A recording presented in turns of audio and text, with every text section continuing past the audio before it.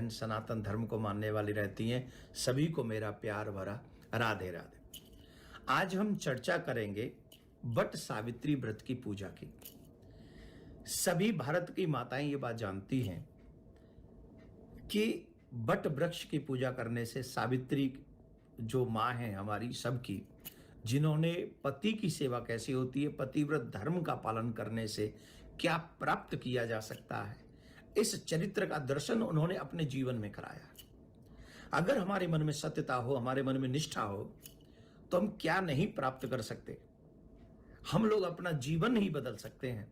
ऐसी बहुत सुंदर कथा सावित्री माँ की है। वट व्रत सावित्री और वट वृक्ष की पूजा करते हैं। वट की पूजा करने से, सावित्री माँ की कहानी सुनने से, उस व्रत को करने से जो लाभ मिलता है वो अद्भुत है। मैं आपको उसी की कहानी के बीच में संदर्भ में कुछ बताऊंगा। आप ये व्रत अवश्य करें। जो चाहते हैं कि मेरा पति निरोगी काया को प्राप्त हो, वो ये व्रत करें। जो निसंतान लोग हैं, जिन्हें गृहस्थ आश्रम में जाने के बाद भी अभी तक संतान की प्राप्ति नहीं हुई है, वो भी इस व्रत का महत्व क्या है, इसकी वट की पूजा करें, वट वृक्ष की पूजा करें। आप जानते हैं उसकी जो जड़ें होती हैं वो बहुत विशाल होती हैं, वो फैलता ही चला जाता है। जो वट वृक्ष की पूजा करते हैं वो हमेशा ऐसे ही वट वृक्ष की जड़ों की तरह उनका परिवार, उनका वंश फैलता ही चला जाता है। इसलिए हमें वट वृक्ष की पूजा उस दिन करनी चाहिए। और उसी में एक कथा आती है सावित्री माँ की, सत्यवान सावित्री की। आप सब कथा जानते हैं। सावित्री एक राजकुमारी थी, एक राजा की पुत्री थी। स्वयं उनको पति वरण करने का अधिकार मिला तो एक कुटिया में रहने वाले धर्मनिष्ठ, कर्मनिष्ठ, मातृपितृ भक्त सत्यवान को उन्होंने अपने पति को चुना। देखिए, राजकुमारी और कहां रहती है, झोंपड़ी में रहने वाले सत्यवान से यह है चरित्र की पूजा, धन की पूजा नहीं। यहां कितना बड़ा मैसेज है। जो व्यक्ति चरित्रवान हो, अपने मां बाप की सेवा करने वाला हो, जो कर्मनिष्ठ हो, जो किसी की पराई संपत्ति पर नजर न रखता हो, उसके साथ रहना लाख गुना अच्छा है। तो सावित्री ने उनके साथ विवाह किया। नारद जी ने कहा था ये अल्पायु है। उस बात की परवाह किए बगैर, सत्यवान के माता पिता थे अंधे, उनके नेत्र नहीं थे, फिर भी वो अपने सास ससुर की सेवा करने लगी, अपने पति की सेवा करने लगी। पति नित्य अपनी कर्म निष्ठा के साथ में अपने जीवन को जी रहे थे।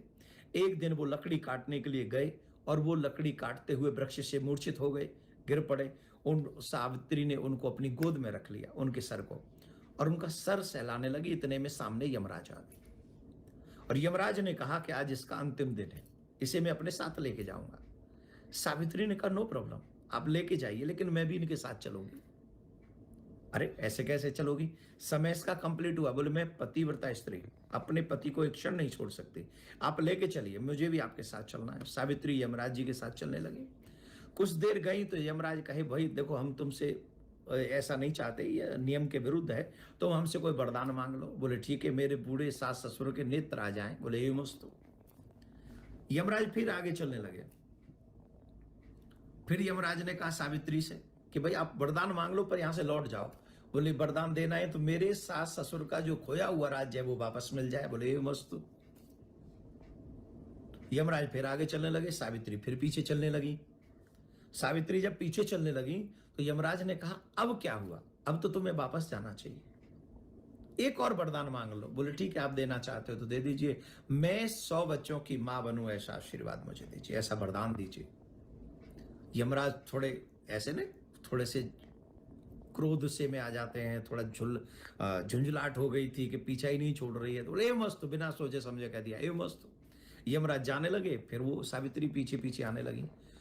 तो यमराज ने पूछा अब तुमको 3 वरदान दिए जा चुके हैं, इसके बाद भी तुम मेरा पीछा नहीं छोड़ रही, अब क्या हुआ। उन्होंने कहा आप ही ने तो कहा मैं 100 बच्चों की मां बनूंगी, मेरे पति को आप लेके जा रहे हैं, मैं पतिव्रता स्त्री हूं, अपने पति को छोड़कर स्वप्न में भी मैं किसी पराये पुरुष को नहीं देखती हूं, तो इनको अगर आप ले जाएंगे तो मैं 100 बच्चों की मां कैसे बनूंगी। धर्मराज बड़े प्रसन्न हुए उनके उस पति के प्रेम से, उस निष्ठा से, उस व्रत से, और उन्होंने सत्यवान के प्राण लौटा दिए। भारत की माताएं बहन, भारतीय संस्कृति को अपनाने वाली माताएं बहन, और इस व्रत की निष्ठा, इस व्रत में निष्ठा रखने वाली माताएं बहन क्या नहीं करा सकते। भगवान से क्या आप प्राप्त नहीं कर सकती? आप सब कुछ प्राप्त कर लेते हैं, लेकिन अगर हमारे उस व्रत में सच्ची निष्ठा हो।